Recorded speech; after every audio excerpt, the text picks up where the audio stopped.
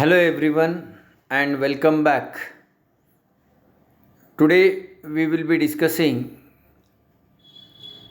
pharmaceutical chemistry 2 practicals. Friends,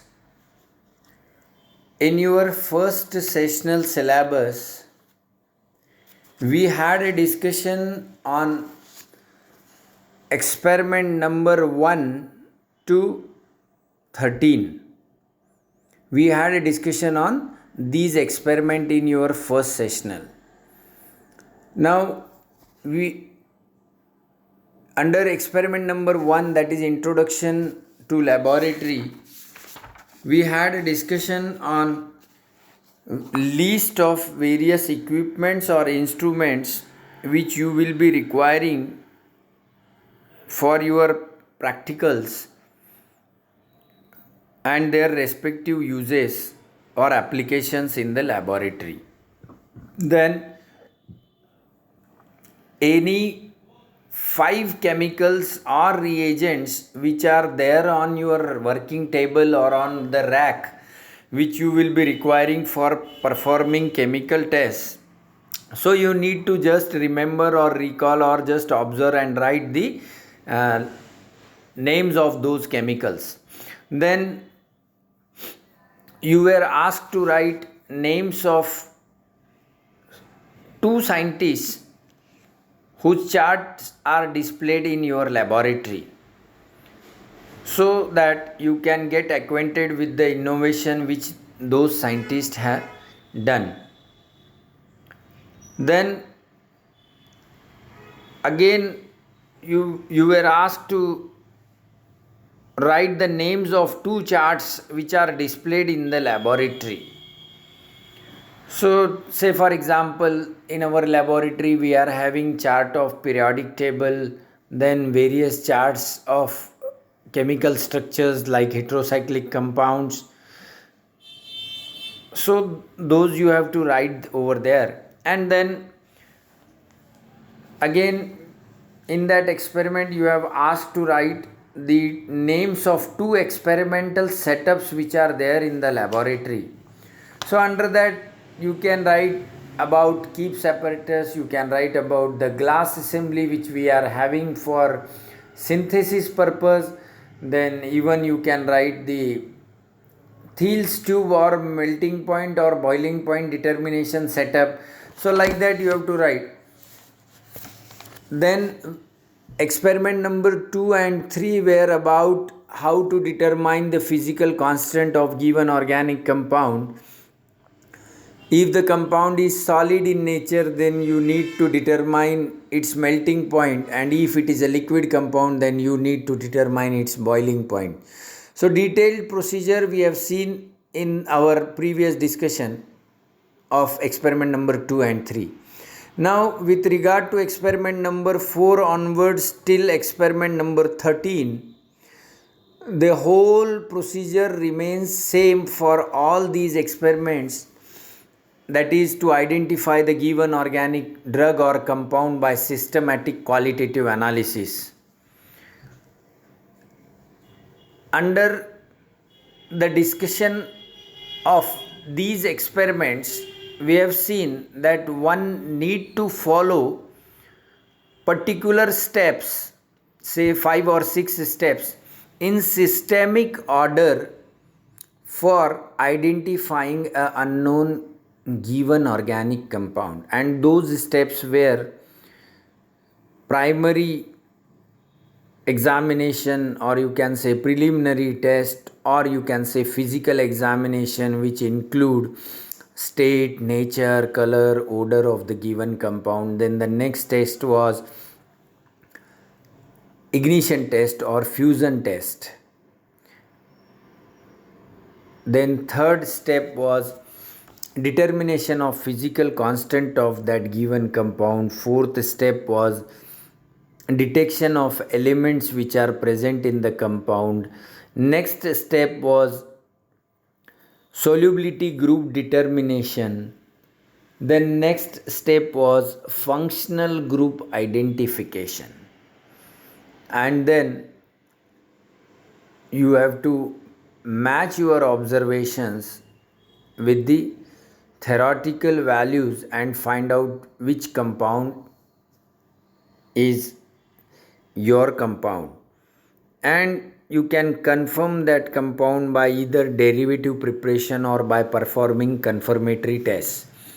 So that those experiments we had discussed in the first sessional syllabus, and now today we are switching our discussion to experiment number 14 till experiment number 21. And the title of these experiments is to perform and report identification test on the given sample of aspirin or acetyl salicylic acid as per Indian Pharmacopoeia. Now friends, one thing I want to remind you that whenever we discuss anything, whether it is practicals or it is theory, please keep open your respective experiment from the manual or respective notes of that particular chapter, so that it will be far clear for you what I am saying. So experiment number 14 onwards, you will be requiring Indian Pharmacopoeia as a reference book and Handbook of Practical Organic Chemistry 2 by Nirali Prakashan, which is written by Dr. S.G. Vadodkar and Dr. A.V. Kasture from Nagpur University. So in these experiments, you will be given a chemical compound, the name of which will be declared to you. Sometimes you may get original compound, sometimes you may get false compound or dummy samples. Now what you have to do is, whatever name of chemical compound is given to you, you need to open that monograph of that particular compound in the official book, that is Indian Pharmacopoeia. Say for example, in experiment number 14 it is written that you need to carry out the test on aspirin or acetyl salicylic acid. So what you have to do is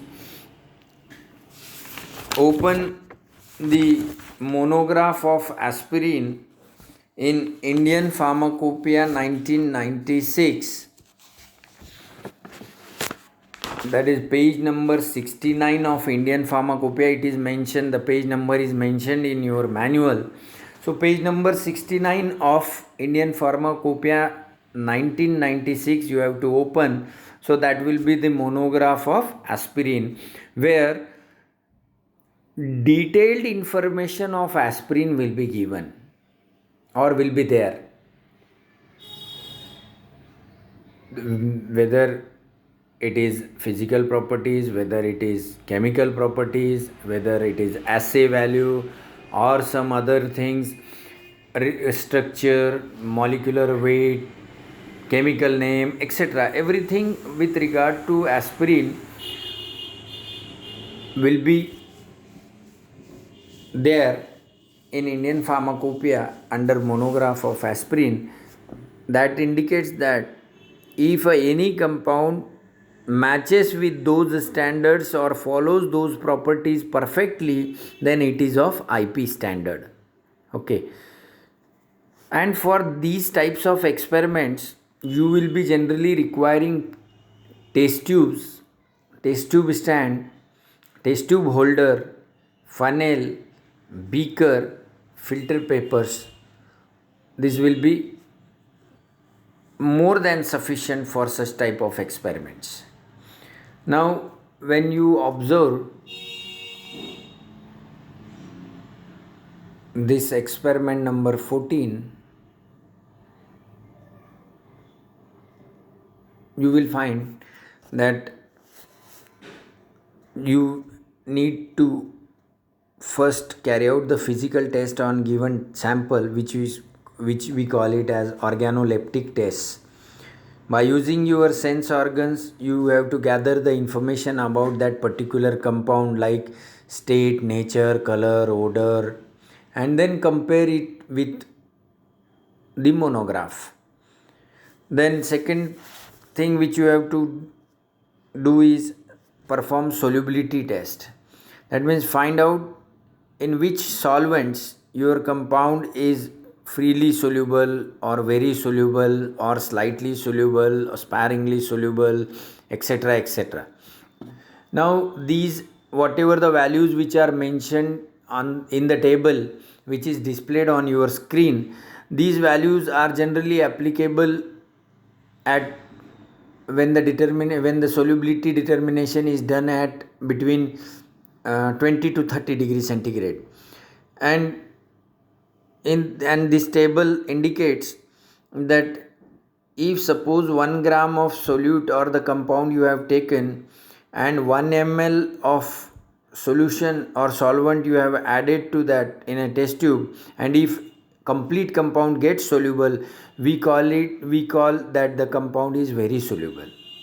If 1 gram of compound requires 1 to 10 ml for solubility, then it is said as the compound is freely soluble. If you need 10 to 30 ml of solvent for dissolving or for solubilizing 1 gram of solute or the given compound, then you call it as soluble. And likewise, then after that you have to carry out the identification tests or chemical tests which are mentioned over there on the monograph.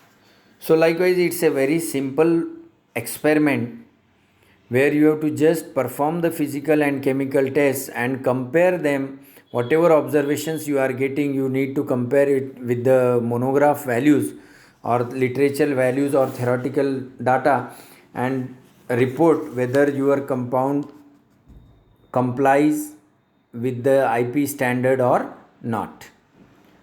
So it's too simple experiment. In every experiment, the name of compound will be different, but the procedure will remain completely or absolutely same. Okay. Now one thing again I want to repeat, that in your manual, I think it is on page number 13. Just let me check. Yes, page number 13, Roman 13.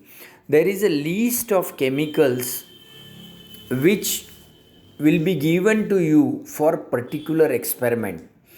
You will not get any compound apart from this list. Say for example, the practicals which you have performed in your first sessional, here is a list of compounds which you people will get. At least 10 compounds everyone have to identify, and in every practical you will be getting different compounds. Sometimes you will get benzoic acid, sometimes you will get chloroform, sometimes you may get sucrose. So from different chemical class you will get compounds. So at least 10 compounds each one of you have to identify. Okay. Same is the case for these experiment, that is experiment number 14 to 21 or the second sessional syllabus. Again, here is a list of 15 compounds. Out of these, you need to perform minimum 8 drugs identification tests. Okay, so you will be getting any 8 compounds as per the availability in the laboratory.